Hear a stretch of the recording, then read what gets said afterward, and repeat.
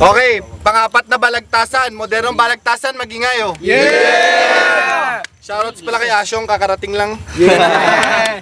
Okay, huwag natin pahahabain. Sa aking kanan, Southside Pride, Magingay para kay Lilmar. Yeah! Buksan mo ang iyong mata, buksan mo ang iyong tenga. Di lahat ng bagay ay mabibili ng pera. Maraming makikita at maraming nagbebenta, pero hindi lahat ng to mapipili ng tama. Tunay na sumusuporta sa kaliwa, one size fits all. Ang pagbabalik, Magingay para kay Kiko. Yeah! Ang baso sa mukha mo, di mailarawan. Pangit sa dilim, lalo na pag naarawan. Nakalaban mo ang demonyo sa tumaan. Lahat tinatamaan, tatatak aming pangalan. Okay, sige, sasabihin ko na. Mahilig kang umamoy ng utot ng iba. Yeah. Okay, sino nanalo sa toss coin? Okay, nanalo ka. Okay, nanalo si Lilmar sa toss coin. Siya rin daw yung mauna. 90 seconds sana, pero patapusin na lang natin siya. Patapusin natin si Lilmar. Game. Nung una nagtatanong ako kung paano to naging MC. Ngayon alam ko ng sagot. Ang pagpasok mo dito sa MB para lang niyang simple addition. Paul Vargas plus Ken Pilotin equals Kiko Ayala. Ang ibig sabihin nun, dito sa liga wala ka naman sanang direksyon kung wala ang Osman nagsisilbi mong koneksyon. Yeah! At wala akong pakialam kung nagpatulong ka sa kanilang magsulat. Kaya wag kang masyadong magpasikat dahil alam naman nating lahat na para kang lobo. Pag hindi ka nila nilagyan ng hangin, hindi mo kayang umangat. Yeah! At oo, sa pagtupad sa mga pangarap namin, utang na loob namin yun sa mga OSFA. Pero pagka mayabang ata nito, putang ina masyado na atang sumobra. Kaya kung inaakala mong magaling ka at malupit ka, pero bakit pag humihingi ka ng battle kay Ken, palagi ka nang dinededma? Uy. At speaking sa kayabangan, kaya ayaw na ayaw kanilang kainuman. Kasi kahit na sinong kasama mo, siguradong mapapalaban. Pero pagdating naman sa suntukan at kagipitan, umaatras ang bayag mo. At si Boss Limbus ang ginagawa mong sumbungan. Uy. At tangina mo, wag mong mamalitin ng mga mahihirap. Dahil yung sinasabi mong mababa ang estado ng buhay at ang ulam may kapirasong gulay, kayang-kaya nilang pumutol ng ganyang kahabang sungay at ako mismo ang magpapatunay. Yeah! At dahil doon, ayoko sanang sabihin yung sikreto mo pero pinilit mo ako, ginalit mo ako. Kaya nagtataka ako kung bakit kayo pang magsyota. Di ba? Binandal mo sa St. Paul pare na buong pangalan niya, sabi mo, Vanessa, pakantot siya. Kaya Miss Ganda, pagkatapos ng battle na to, i-break mo na siya. Maghanap ka na lang ng iba. Dito sa Southside, marami pang single, liligaya ka pa. Yeah! Time! Yeah! No! Yeah! Okay! Unang 90 seconds, pero papatapusin natin si Kiko. Game! Paalala lang po sa mga kapanood ng video na to, hindi po siya yung napapanood nyo sa horror movie. Hindi po siya si Freddy. Siya po si Lilmar na tinagtad ng tusok sa mukha ni Jollibee. Tanginang mukha yan parang likod ng palaka. Sa dami ba naman ang pagtutubuan ng pigsa, bakit dyan pa sa mukha? At sa lahat ng nakilala kong tao, ikaw ang kakaiba. Sobrang daming butas mo sa mukha, dyan ka humihinga. Kaya tanong ko nga sa'yo, ano sikreto pang pagwapo? Babarkada ka sa mga pangit? Bakit? May mas papangit pa ba sa'yo? Huwag mo sabihin ako, dahil kahit gwapo kayo sigaw ng mga tropa mo, gago, dahil yun ay naaawa lang sila sa'yo. Kaya sa akin, huwag kang masyadong mag-angas. Mag-angas ka lang kung yung mukha mo wala ng butas. Kung sa flip-top may kinikilala silang batas, dito sa modernong balagtasan may kikilalanin na tayong butas. Kaya butas, real talk. Huwag kang masyado magyabang feeling pogi ka gago. Alam naman nating lahat na mas makinis pa yung puwet ko kaysa dyan sa mukha mo. At alam ko na sa ligang to na pinakapangit ay ikaw. Pero ang lakas lang ng loob mo sumali kasi marami ka lang taga-sigaw. At akala ko sa bibig lang tumutubo ang singaw. Nagtataka lang ako, tangina, bakit sa mukha mo naligaw? Oo nga pala. Ba't sa page ng MB lahat na nakapost doon, laging may comment ka, masyado kang updated. Makapal na nga yung mukha mo, mas kumapal pa dahil sa tigyawat mong exaggerated. Para nagka-chicken pox ka lang na forever nang infected. Baka di ka na magparamdam sa page pre, stay connected. Pagpasalamat ka nga sa Panginoon na yung ngipin mo hindi sungki. Mahiya ka sa asawa at anak mo pag sinabi kong puro babae lang kadalasan mong hinihingi. Kasi nagtatampo ka na sa asawa mong never ka pang hinalikan dyan sa pisngi. At hindi na rin uubray ang malas-maglas mo sa ating duelo kasi yung mukha mo mas rough road pa kaysa sa kalsada nyo sa Consuelo. Time. Okay, round 2 para kay Lilmar. Pare, pimples ko na naman ng sinita. Lakas mo naman manlait na mukha. Tignan mo nga pare, pag pinagtapat naman tayong dalawa, lips ko palang wala ka ng panama.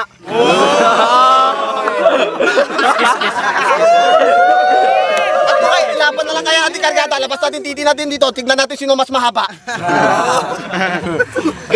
Nung nalaman ko na si Kiko ang makakabattle ko, bilis-bilisan akong pumalag. Kasi para lang akong naglalaro ng chess at dama, tapos yung kalaban ko bulag. Pero sa wakas, Kiko, nagharap din tayo. Malalaman na rin ng mga madla kung gaano kakakupal na tao. Madalas kasi itong magyabang na mayaman. Nakatungtong ka lang sa university, kung umasta ka, akala mo na kung sino kang sikat na celebrity. At wow, pinagmamalaki niya yung kuya niyang artista. Eh bakit hindi namin yung kilala? Artista nga ba? O baka naman extra? Sobra naman atahangin mo. At pasalamat ka kay Pot nung battle nyo, hindi ka niya kinarate. Dahil kapatid ko lang mismo ang nagtimbre. Pag nabugbog ka, marami palang magiging happy. Pero kung kay Pot nakatakas ka sa akin, hindi. Dahil pagkatapos ng battle na to, tangina mo, ipapagulpi kita kay Kadafi. At kung sa larangan naman ng MB, di na dapat tayo ikumpara. Dahil si Lilmar, di mo ko kaya sa larangan ng rap. Dahil kung ikukumpara man tayo para tayong 4th degree cousin, ganun kalayo ang gap. At kahit lutuin mo man ang laban, di mo makukuha ang sangkap. Dahil mas magaling ako sa'yo, tol. Bakit hindi mo yun matanggap? Oy! At tol, ang paglaban mo sa akin, sinasabi mo sa akin noon kanina, pimples, puro pimples, puro pimples, puro pimples. Ang paglaban mo para sa akin, para lang tayo na sa korte. Ako yung abogado, ikaw naman yung sinasakdal. Dahil dito sa entablado, magtawag ka man ng 100 mong abogado. Pag si Lilmar ang nakalaban mo, sentensyado ka sigurado. Uy. At pare, kung ikukumpara naman tayo, mas marami akong kaibigan. Ikaw feeling mayaman ka lang pare. Ngayon, sabihin niyo sa akin kung sino ba sa amin ang dapat tularan. Time. Time. Okay? Round 2. Kiko, game. Bus na ang pagkakataon mo. Ito na ang pagkakalubog mo, buong tapang mong harapin ang sorpresang ipagkakaloob ko. Ang tanda mo na may anak ka na, inuuna mo pa rin ng barkada at drugs. Pag naawa ko sa asawa mo, sisibaking ko yun sa Victoria Lodge. At iiwan ka niya malamang pag natikman niya na ang aking extra large. Magpasalamat ka dapat sa asawa mo kasi hindi ka niya iniiwan kahit papano. Nagpapagamit lang naman siya sa iba kasi nagsusuya na siya sa mukha mo. At pagkatapos ng battle natin, mas mandidiri na siya sa'yo dahil sa mga sinabi ko. Baka di rin magtagal kusang loob na siyang humiwalay sa'yo. Kaya umiwas ka na hanggang maaari. Huwag mo nang antayin na meron pang masamang mangyari. Ang bastusin ng mga mahal ko sa buhay, huwag ka nang magkamali. Kaya kung pepersonalin mo ko, siguraduhin mong masasaktan ako dahil kung hindi, pagsisisihan mo ang araw na pinanganak ka sa mundong to.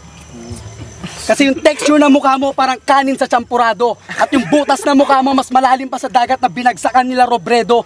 Pero respeto, boss, rest in peace. Yung tigyawat mo sa mukha, silaki ng chicken balls at green peas.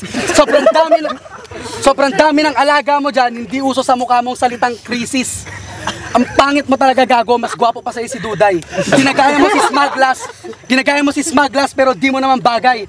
Bitaw mo sa blay matamlay, walang kabuhay-buhay. Sobrang idol mo siya, sa kanya galing ang moto ng tigyawat mo, we don't die, we multiply.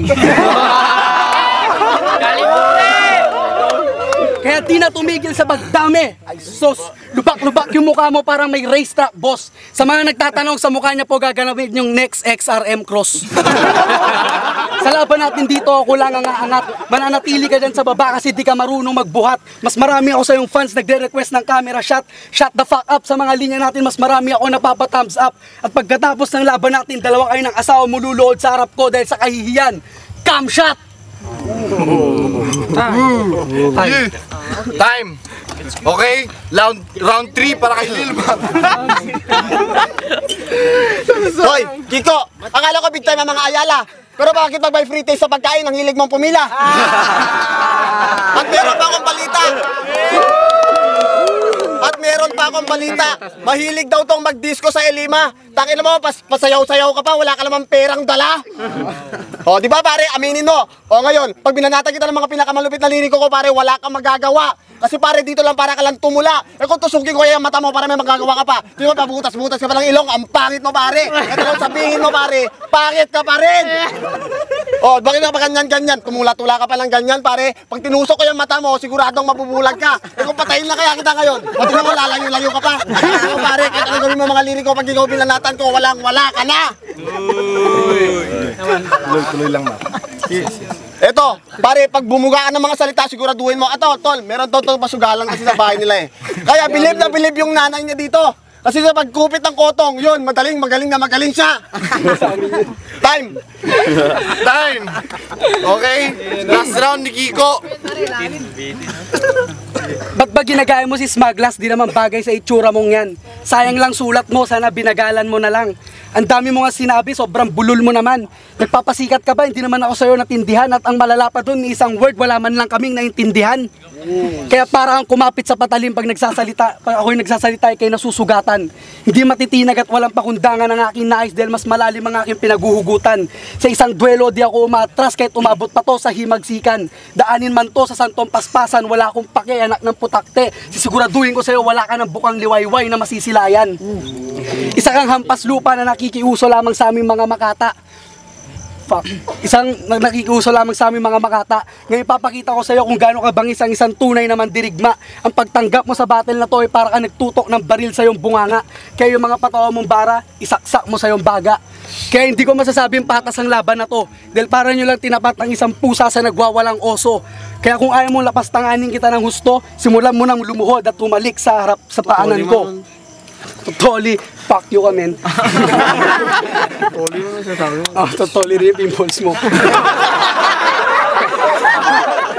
Yo, sa lahat ng sinabi ko, sana madinig mo't madama. Paglaki ng anak mo, hindi ka nakikilalaning ama. Kasi ang pangit mo na nga, literal na bastos ka pa. Kaya Lilmar, please, mag-suicide ka na. Nagpormang hip-hop ka lang, nagkaroon ng gang, tingin mo isa ka ng gangsta. Kahit kanino mo itanong, tanga, peke, ang gang nyo, kaya ang tawag sa inyo, wangsta. Malamang di mo ibig sabihin yun pag uwi mo, i-search mo. Pero mas maganda siguro pag sabihin ko na lang sa'yo, wangsta, wak as gangsta, wannabe gangsta tulad nyo. Kaya kahit na-hazing ka pa, pinagpapalo yung likod mo gamit martilyo, wangsta ka pa rin tarantado simula pa ng pagkabinatilyo at patapon kayo gago parang upos ng sigarilyo. Time. Time! Magigay para sa laban na yun.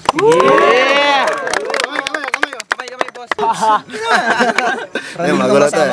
Ganito yan, sa round 1, para sa akin, nakuha talaga ni Lilmar yun sa, sa hard-hitting punches niya. Tapos, medyo parang bumibelo pa lang kasi si Kiko sa round 1. Kaya para sa akin, nakuha ni Lilmar. Round 2, consistent si Lilmar, pero parang biglang nag-elevate naman si, si Kiko.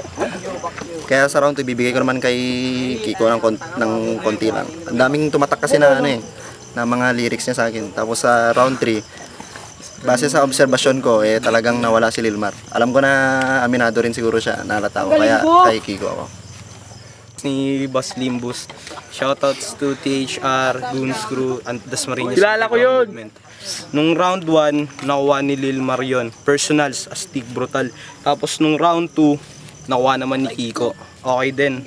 Tapos nung round 3, doon ko binis kasi nag-slip up eh. Yung slip up na yun, yung parang crucial time eh. Saglit lang pero crucial. Kaya parang one miss yun yung laban. Kaya binigay ko kay Lilmar. Next, kidad mo na. Excuse. Okay na? Kidad nga pala ng A3V, shoutout sa buong TNT family. DC Clan. DC Clan gang. Yung laban nga pala, Lilmar versus Kiko. Mabanambang ba pala? Lilmar versus Kiko. Yung first saka second round, halos parehas lang talagang mabigat yung bars nila. Kaya medyo nahirapan ako nun. Kaya kung sa boto ko lang, first round saka second round, pantay yung bars nila, lyricism nila, saka yung bitawan nila. Dun sa third round, aminado ako na nag-choke si Kiko, pero nabawi naman niya kagad, saka wala pa namang ganong katagal na oras, kaya nabawi niya kagad. Yung kay Lilmar kasi, okay din, naging consistent siya sa freestyle niya, yun lang kasi merong mga time na hindi nag-rhyme yung mga bars niya. Kaya freestyle versus written, malalim talaga yung written ni Kiko. Third round Kiko ko, kaya Kiko. Ako naman tol. Boss Mark nga pala. Boss Mark nga pala, shout out sa THR OSFA. Laban Kiko versus Lilmar. Round 1, round 2 pantay sila. Pero kasi sa personals talagang nagpantay sila, tapos generic versus multis, depende rin kasi sa pagdadala ng jokes, kaya nakakuha ni Kiko yon. Tapos round 3 Kahit may split up si Kiko, nabawi niya agad, consistent. Yun. Nabitin si Lilmar sa round 2. Kiko. Siyang ng tugi. Makulit nga pala. Shoutout nga pala sa mga Team 2L. Ay. Ang boto ko nga pala kay Lilmar. Wala na akong paligoy-ligoy pa. Okay, ang boto, 2 boto para kay Lilmar, 3 boto para kay Kiko. Yeah! Kamay. Dito.